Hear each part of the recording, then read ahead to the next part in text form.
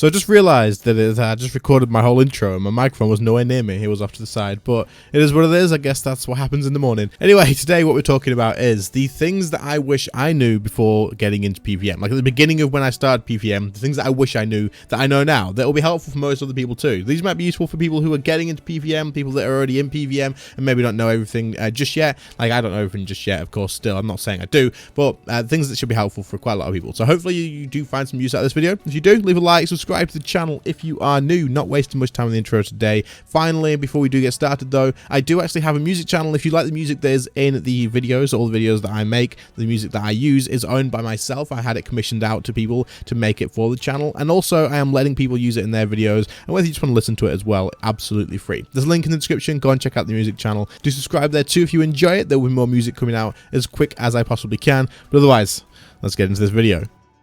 Okay, so getting into the 5 things that I wish I knew before starting PVM. These all should be pretty useful. They should be. For unless you're like really into PVM already and you already know everything, you know, it should be useful for quite a lot of people. Anyway, either let's go. So the first one is going to be using a DPS Familiar instead of a Beast of Burden, or at least trying it out every now and again. Like, I'm not discounting how good Beast of Burdens are. They're really good. They really are. But at the same time, a lot of people will stick to Beast of Burden because they look at their inventory, like the Beast of Burden inventory, when the kill's over and go, I've used food in there. I haven't got through that using any food.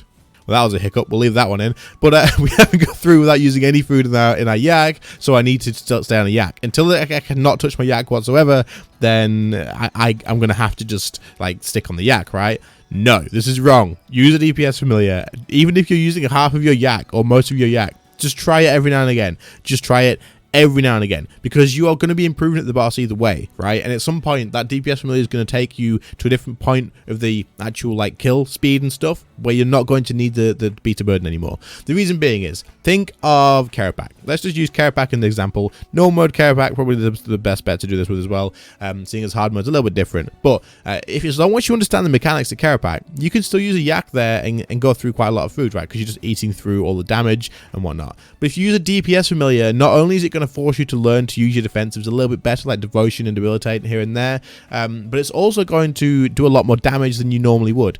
Ripper Demons with scrolls. Don't discount scrolls, by the way. A lot of people don't use scrolls and Ripper Demons. Holy crap, use them. If you're doing a boss that makes a decent amount of money per hour, just use scrolls and Ripper Demons. They're too good. Honestly, it makes a massive difference. But either way, Ripper Demons with scrolls do so much damage you would not believe. They are insanely good, and the difference between getting a kill in 4 minutes and getting a kill in 7 minutes is huge on the food use that you're going to have, because it's 3 minutes that you're not getting smacked in the head for, right? So if you can get a Ripper Demon and get the increased kill time from that, you're going to be saving yourself time, but you're also going to be saving yourself money, because you're not going to be eating out all the freaking like brews and rock tails or whatever that's in your yak normally. But then also you're going to be making more money as well, because you're getting faster kill times. It all balances out, but there's a difference, right? It's not all just down to the fact that you can't get through this kill without using all this food in your yak. Try a DPS Familiar. It's going to be helping you hit like phasing HP thresholds quicker. It's going to be getting you through phases that hurt more quicker. Like the last phase at Karapak, it hurts like frick. But if you can do more damage and get through it quicker, you are not going to be eating anywhere near as much, because every time you're still doing like dealing with your defensives and stuff, if you're on a yak, your yak's doing nothing to help you out. It really isn't. But if you have a Ripper Demon while you're using Devotion and Debilitate, that Ripper Demon's still dealing damage non-stop, because he doesn't take damage from Karapak. He doesn't need to eat. So the damage is still going through, and Karapak is still going to die quicker. But yeah, definitely try out DPS Familiar here and there. If you're on a yak at the moment, just try out a DPS Familiar at certain bosses, whether it's a Nihil or a Ripper Demon or whatever. Give it a shot and then see how it goes. If it doesn't work, then go back to the yak just for a little while longer, and then try out the Ripper Demon or the DPS Familiar again, maybe 10-20 kills later, just to see how it goes. It could be worth it, and it could change a lot for you guys. Next up is going to be this little potion that I didn't use for way too long, and then when I started doing YouTube, a lot of you guys, I don't know if many of you are still watching from that point, it was a long time ago, were like, why are you not using adrenaline potions? Init, adrenaline potions are too good. Use adrenaline potions. These are things that I've noticed as well when I do the coaching videos. An adrenaline potion is something that people don't use that all that often. Like when you're learning PVM, I understand there's a lot of stuff to think about, right? There's so much stuff to think about. There's loads of things to make sure you're doing right. One, setting up your preset, your actual banking preset before you go into the boss, like the actual boss preset, is so important. And having an adrenaline potion on here is too good. Make sure you use adrenaline potions. The reason being is when you are in a boss fight, let's take anything from God Wars 2 upwards, right? When you use a Death Swiftness or a Sunshine or a Berserk rotation, this is where most of your DPS is coming from. This is where most of the damage and the progress through killing the boss is going to come from, and this is really where you need to focus on like trying to improve at the start. Obviously, it's important to learn all the base mechanics of the boss first, but once you've got those down, trying to speed up your kills and get through a lot easier, getting your rotations down through these ultimates is going to be incredibly important. Using an adrenaline potion is stupidly important during these. It makes it so much easier to get more damage out because it'll get you to your threshold straight away. Straight away, you'll use your adrenaline potion, use like one basic maybe, and you're going to be able to use your thresholds. This is important because if you can get a snapshot off, for example, on range or wild magic off early on magic, then by the time that your Sunshine's coming to an end, or your Death Swiftness is coming to an end, or your Zerk even, I don't know the stuff for melee, sorry, but as it's coming to an end, you'll be able to use that ability again. If you have to build up for ages and you're only halfway through your Sunshine or your Death Swiftness, you can use wild magic. It's not going to be available again by the end of it. So basically, adrenaline potion just equals a lot more DPS while in a ultimate rotation, and this is important. You should bring them along. You just should. And every time you use anything, if you're not going to like use it in niche ways, for example, you don't have to worry about that straight away. Just keybind your Sunshine and your adrenaline potion next to each other, so that when you use your Sunshine or your Death Swiftness, the next button you press is your adrenaline potion, and you just get in the habit of doing that. That is 9 times out of 10 when I will use an adrenaline potion anyway. I will just press V and then B, V being Sunshine, B being my adrenaline potion, and then boom, there's extra adrenaline and instant damage increase. You will notice it straight away. Bring them along, make the effort to make them. I know you have to make them from scratch, but it doesn't take that long. It is just an energy potion, 3 dose, and a papaya fruit, and then you got to upgrade them, whatever it is from there. By the way, just a quick tip, you can get an assist from 120 herb people to make adrenaline renewals, as long as you can make the super adrenaline potions yourself, which isn't that high of a requirement compared to other stuff. Make these if you can. Adrenaline renewals are so freaking good. Holy crap, once you start using them, you will not want to use anything else. Okay, number 3. What was number 3? Oh, wait, yeah. So, accuracy is king. You guys have probably all heard the definition, DPS is king, right? DPS is important. It's the most important thing. DPS over all else. That's not necessarily true. Accuracy is king. And the reason accuracy is king is because accuracy translates to DPS in most situations. So unless you're already at accuracy cap, getting more accuracy doesn't matter. But if you aren't at accuracy cap, getting more accuracy does equal DPS, because if you splash on a boss, you're doing 0. And if you have a really high hitting ability and you splash, that's wasted. It doesn't make a difference. If you splash, right? So accuracy is incredibly important. And this was something that I kind of wish I'd known earlier on as well. So basically, if you're doing a boss and you aren't hitting all like consistently, if your accuracy is low, then it is important for you to focus on getting your accuracy up. If you can't hit the boss, you can't deal damage, and this is just, yeah, overall important. For example, a good thing to look at this is Next. Next is somewhere that you'll splash all the time. No matter what, you can't get 100% accuracy at Next as of right now. Maybe that'll change with the tier 95 range weapon if we get like something that increases your accuracy really high or something. We don't know what it'll do, but maybe. Probably not. Either way, Next, you can't always have 100% accuracy there. So it is important to make sure you do whatever you can to increase your accuracy there. For example, when you're doing Next, you will make sure you have like the highest tier accuracy weapons that you can. Tier 90 is great as like a thing. Tier 92 is even better, and then eventually tier 95. But either way, the next thing is going to be making sure you use an accuracy aura, whether that's Reckless, which increases your accuracy and your damage, but that just kind of stacks as well, because increasing accuracy increases damage. So yeah, it's great. But also, if you're not, then you'll use a sharpshooter aura, the best one you possibly can, to increase your accuracy there with that too. After that, you will stack a nihil as well, because other familiars don't actually, well, familiars don't deal damage to Next, but having that passive accuracy is so freaking good. Now you could use a yak, right, because familiars don't deal damage to Next, but it is only a 5% increase to your accuracy, but 5% in Next is huge. You will notice the difference absolutely. The second you get rid of any of those accuracy buffs at Next, you start splashing like crazy, and you notice how much slower it gets, and you'll end up needing way more food. You'll struggle a hell of a lot more because you won't get through the blood phase or the ice phase quickly. If you don't get through the ice phase quickly because you're splashing like a fish, you are going to take more ice prisons, more of the freaking containers things, and you take more damage. You end up needing more food.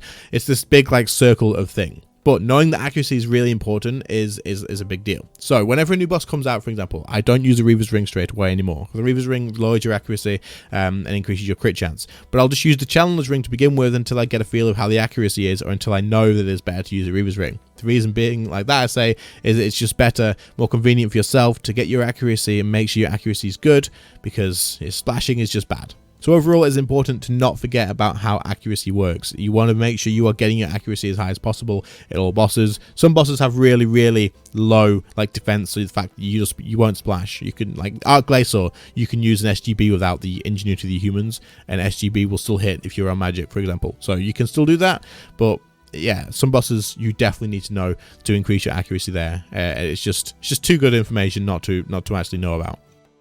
Number 4 is it is about gear. No? Yes, it is. It's about gear. So I really should write this stuff down rather than just remembering it, man. It's so bad. I don't like using scripts, as you can probably tell. Either way, number 4, we are talking about the fact that it is so important to understand that the actual use of abilities, not rotation, I hate the word rotation, but the use of abilities and prioritizing abilities and knowing how to use them, including like all your defensives and everything like that, and also understanding boss mechanics is going to be so much more important and valuable to you than having better gear. Of course, you're going to want to have like a basic baseline of gear for certain bosses. You don't want to be doing Telos in like iron armor. You could probably pull it off, right? But I wouldn't suggest it. You don't want to be doing like hard mode Carapac in mystic robes. It's just not a thing. So you still want to have the basic gear stuff. But understanding the basic mechanics of stuff is going to be so much more important and more valuable to you than having the better gear. So, for example, if you're doing Carapac normal mode and you have Ganodermic armor and tier 85s, then you're fine. That's the gear. That gear's absolutely fine for there. If you're struggling, you don't need to then go, right, well, I can't do this boss until I've got tier 90s, until I've got tier 92s, and then I can come back and I can do Carapac. No, practice the mechanics, understand a bit more about your rotation, not rotation, but your ability prioritization and stuff, and what abilities are better to use where. Understand that a bit better, and get used to all that sort of stuff, and you will get through the boss. That's going to be way more important, trust me. There'll just be certain things that you're dealing with a little bit wrong, and that's fine. Everybody does it. Everybody does it. Trust me. I do it all the time still. Certain bosses, I cannot do Sorlak very well. Like, I can get through Sorlak quickly in certain situations, but I'm not very consistently good at Sorlak, and that's because I'm not really used to all the mechanics yet, right? But I have best in slot gear, so if I understand the mechanics, I could probably do it a lot better with lesser gear than I am doing now with best in slot gear. So it is what it is. But understanding mechanics, understanding your basic use of abilities and stuff, knowing what your abilities do. So knowing that if you use Greater Concentrated Blast, your next ability is going to have a higher crit chance. Knowing that if you use Deep Impact, then Rack will actually do a lot more damage as well if the target can be stunned or bound. That sort of stuff, knowing what to do stuns, knowing that Walking Bleeds increases damage, all this sort of stuff is going to be way more important than like having a better upgrade. So if you have a tier 90 wand, getting a tier 92 wand is not going to add that much value to you if you don't understand all the other stuff as well. So put some time into all that, focus on learning the boss mechanics as well before you stress out and go, I can't do this boss until I've got the next upgrade in gear. I need to get the tier 99 curse before I can do Carapac. No. If you've got the basic gear and you've already attempted it and you think that you should be able to do it with that gear, don't panic and give up. Just try the mechanics. Go into practice mode, get used to the mechanics. Trust me, that's a lot more valuable than getting gear. Like, gear upgrades are great. They are. They absolutely help a lot. And obviously, learn bosses with the best gear you can. Like, it makes your life easier. But don't give up on bosses because you haven't got the better gear yet. Because you will get the gear. You just need to kill the bosses. So basically, understand your basics and like learn the mechanics of bosses first. It's very important. So if any of these have been useful so far, then press the like button and subscribe if you're not new. What the hell? Subscribe if you are new, and if you're not new and you're not subscribed, then subscribe too. Of course, important. Anyway, the last one is going to be probably my favorite one, and I think a lot of people might be confused by this one because of the recent video I made talking about defense abilities. But defense abilities is the last one. Understand your defense abilities. Make sure you know what they do. Make sure you know how they work. Understand all of them. All of them have use. All of them will have use at some point. Early on, you're probably going to be using things like Resonance, Devotion, Debilitate, and Reflect. Those are probably the main early ones that you're going to be using. And then you'll start adding in all the other stuff too to make things like fit better. But it's important to know them. Like Barricade's important to know. They're all are. I can't just single them out and say, oh yeah, Barricade's good. Because they're all good. And they're all going to have uses in some situations. However, understanding how they all work and using them in situations to make your life easier. Like this is to make your life easier. Early on, you don't really need like all the defensives. You don't need them. You can get through bosses without them, but using them makes your life easier. It's for you. This is for you to like just chill out a bit and also be a bit more efficient at the same time. So for example, if you're doing Vindicta, you can tank the range hit when she gets on a dragon, sorry, and it does a lot of damage. It does, and it can make you go through a lot of food. But if you're using defense abilities to your advantage, you can get through this without eating any food whatsoever, which makes your life easier. It makes you get more kills, makes more money, and it stops, like, it takes away so much stress, man. Like, it really does. So use devotion on every second ranged hit. And pray range, of course, or debilitate. You have to rotate those. Devotion, debilitate every second one, and then every every other attack, use resonance. Use resonance to heal it, because you want to use your resonance thing, turn off your ranged prayer, or just keep the melee prayer on. It's even easier, and then that way the ranged hit will heal you for like 2 to 3k, meaning that you get through that kill, or that fight at least, without really needing any food, because by the time you get back to the next range that you can res, you're back to like higher health again, and you can end it on full health at that point. As long as you get those reses in and you don't miss them, then yeah, it makes your life so much easier. But these are things you should learn, because later on you're going to need them. You're going to rely on them a lot. I can't even think about the amount of situations that normally I wouldn't even need to use a defensive, but I've made a mistake, caught a mechanic to the face, or I'm about to. For example, Karapak's lightning wall, I've surged in the wrong way, I can see it coming, I'm like, I'm gonna freaking die. So instead, I'll chuck on my shield, use resonance to block one of the hits, and then reflect or debilitate or whatever to reduce the damage of the other ones, and just walk through it. It's fine. It's absolutely fine. Without that though, I'd be Death's Office losing 11 mil. So picking up your defense abilities is so important, and I recommend just reading through them. I'll also link, I've said this before, I'll also link my defense ability guide down below. There's a guide that I always went through every single defense ability to help you guys understand when to use them, gave you situations and stuff. I will link that. If I don't remember to link it, someone remind me. I will forget. I will probably forget. I'll try my best not to, but it's usually like a few hours, 5-6 hours before I post the video, and yeah, I'll try my best to remember, but either way, I'll try. But yeah, defense abilities, make sure you understand them, make sure you use them. They're going to make your life easier. This is for you. It's to make your life a lot easier. Use them. They're so freaking good.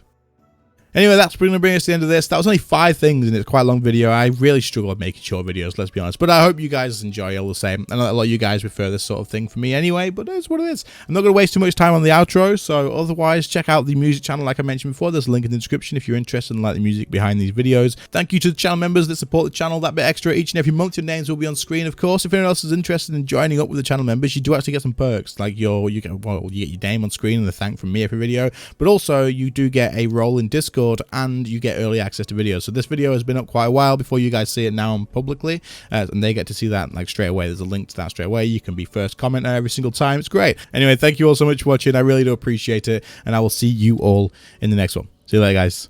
Bye.